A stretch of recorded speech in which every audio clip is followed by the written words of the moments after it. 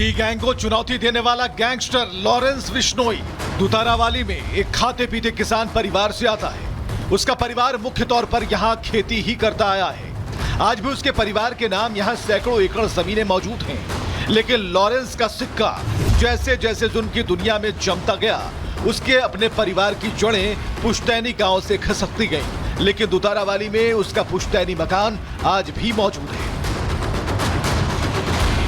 पंजाब की राजधानी फाजिल्का जिले के दुतारावाली गांव में हम आ पहुंचे हैं और ठीक लॉरेंस बिश्नोई के घर के सामने हम खड़े हैं।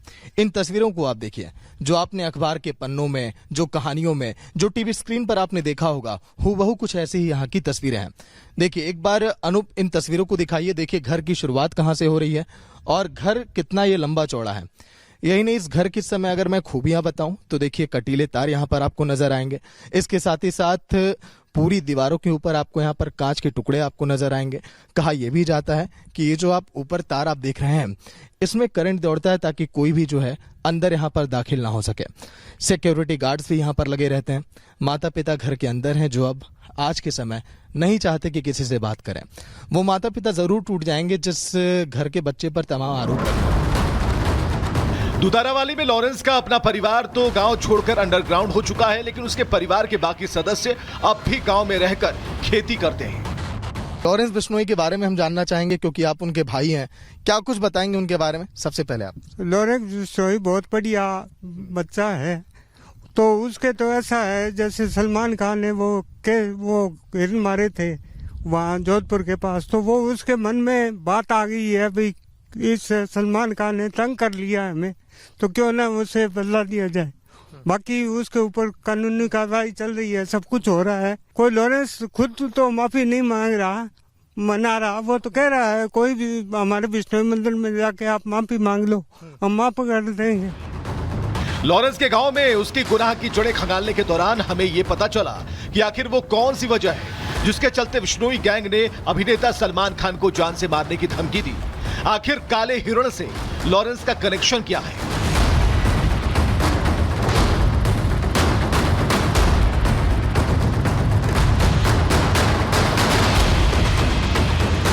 खेतों में काम करते हैं, हम किसान लोग हैं।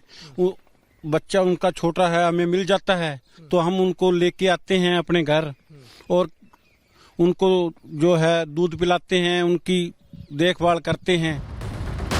हमने सुनी सुनाई बातों और इस मुद्दे पर लोगों को आप भ्रम दूर करने के लिए बिश्नोई समाज के लोगों से काले हिरण से जुड़ी हर सच्चाई को समझा, महसूस किया। बिश्नोई समाज का हिरणों के प्रति प्रेम देखकर हमें कई सवालों के जवाब भी हासिल हो गए। इस मामले में सबसे चौंकाने वाली बात यह है कि गैंगस्टर लॉरेंस के परदादा को जीवों के प्रति गहरा प्रेम था।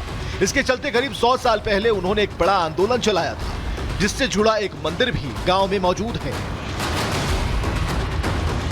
तो इस समय बिश्नोई चौक पर हम खड़े हैं। बिश्नोई चौक, जहां पर आप जिस प्रतिमा को आप देखेंगे, ये लॉरेंस बिश्नोई के दादा की प्रतिमा है। यहाँ पर 29 धर्म नियम जो है बिश्नोई समाज के, इस पर भी कैमरा हम फोकस करेंगे, लेकिन सहयोगी मैं अनूप से कहूंगा पहले इस देखिए प्रतिमा को आप दिखाइए। ये प्रतिमा बिश्नोई चौक के नाम से जानी जाती है। इस प्रतिमा का अनावरण श्रीमती मेनका गांधी जब केंद्रीय मंत्री थी, भारत सरकार के द्वारा 9 दिसंबर सन 2000 में किया गया था। अखिल भारतीय जीव रक्षा बिश्नोई सभा के अध्यक्ष ये थे और इन्होंने ही लोगों में एक चिंगारी जगाई, एक अलग जगाई, एक जागरूकता फैलाई कि कैसे आपको जंतुओं की रक्षा करनी है।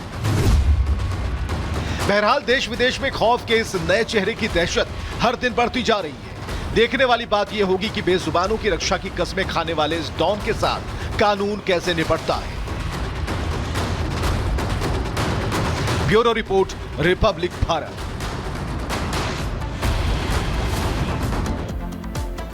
तो गांव से रिपोर्ट हमने आपको दिखाई लॉरेंस बिश्नोई की, उनके परिवार से, उनसे जुड़े लोगों से भी बातचीत हमने लगातार की है। लेकिन मुंबई से दाऊद और उसके गुर्गों का नाम पुलिस ने खत्म जरूर कर दिया है। जो खौफ उसका बना हुआ था, उस खौफ को जरूर खत्म कर दिया गया है। दाऊद और उसके गुर्गों का डर और उसका नाम पहले ही मिटा दिया गया है। लेकिन सवाल यह है कि क्या अब दाऊद की जगह गैंगस्टर लॉरेंस खुद को जुर्म की दुनिया का बेताज बादशाह साबित करना चाहता है? आखिर जेल में बैठकर कैसे अपने नेटवर्क को ऑपरेट और मजबूत कर रहा है लॉरेंस? आखिर मकसद क्या है उसका? यह शक इसलिए गहरा रहा है क्योंकि लॉरेंस की क्राइम कुंडली दाऊद से बिल्कुल मेल खाती है। हम ऐसा क्यों कह रहे हैं ये भी समझ लीजिए। दरअसल पहले दाऊद इब्राहिम की बात करें तो दाऊद इब्राहिम के क्राइम, लूटपाट और फर्जीवाड़े से उसके अपराध की शुरुआत हुई थी, अपराध जगत में एंट्री की शुरुआत हुई थी। और लॉरेंस की शुरुआत भी कुछ ऐसे ही हुई थी, मारपीट और धमकी के मामले से शुरुआत हुई थी और धीरे धीरे मामला बढ़ता चला गया और अपने पैर पसारता चला गया अपराध की दुनिया में लॉरेंस बिश्नोई। दाऊद इब्राहिम की बात करें तो छोटा राजन के साथ मिलकर नेटवर्क को बड़ा किया था, लेकिन लॉरेंस बिश्नोई ने कनाडा में बैठे गोल्डी बरार से मिलकर अपने नेटवर्क को और मजबूत किया है। दाऊद इब्राहिम 500 से ज्यादा गुर्गों के साथ खुद को मजबूत करता रहा था, लेकिन लॉरेंस बिश्नोई उससे 2 कदम आगे है। उसने 700 से ज्यादा क्रिमिनल जोड़कर अपने गैंग को मजबूत बनाया है। दाऊद इब्राहिम फिरौती वसूली में कमाई करता था और वही स्थिति लॉरेंस बिश्नोई की भी है। फिरौती और वसूली से लॉरेंस बिश्नोई भी कमाई करता है, तो कुछ ज्यादा अंतर लॉरेंस और दाऊद इब्राहिम में नहीं है। इसीलिए कहा जा रहा है कि गैंगस्टर की दुनिया में एक नया नाम बनने के लिए, बड़ा नाम बनने के लिए, खुद को और ज्यादा खतरनाक साबित करने के लिए लॉरेंस बिश्नोई लगातार जेल के भीतर से ही अपने आप को मजबूत कर रहा है और अपराध की दुनिया में पैर पसारता जा रहा है। लेकिन अब सवाल यह है कि केवल क्राइम कुंडली ही मैच खाती है या फिर और भी चीजें हैं जो दाऊद इब्राहिम के जैसी हैं लॉरेंस बिश्नोई की, बल्कि ये कहें कि उससे कई कदम आगे है लॉरेंस तो गलत नहीं होगा, क्योंकि उसका नेटवर्क केवल भारत में ही नहीं बल्कि दुनिया के कई देशों में है। लेकिन भारत में कैसे कैसे उसका नेटवर्क बढ़ता गया है ये आपको बता देते हैं। दरअसल बिहार, महाराष्ट्र, पंजाब, गुजरात, उत्तर प्रदेश, हरियाणा, ये कुछ ऐसे जिले हैं जहां पर लगातार खुद को लॉरेंस बिश्नोई मजबूत करता गया है और इसके बाद अब विदेशों में भी उसका नेटवर्क तगड़ा होता जा रहा है। यही वजह है कि कनाडा में बैठे गोल्डी बरार से संपर्क में आने के बाद वो अपने आप को गोल्डी बरार के साथ मिलकर खुद को और अपने गैंग को लगातार बड़ा करता जा रहा है और उसके एक इशारे पर हत्या जैसी वारदात को अंजाम दे दिया जाता है और कोई भी उसके खिलाफ बोल नहीं पाता है। किसी की बोलने की हिम्मत नहीं होती है कि अगर उसके खिलाफ बोलता है तो उसे भी फोन कॉल पर जान से मारने की धमकी दे दी जाती है।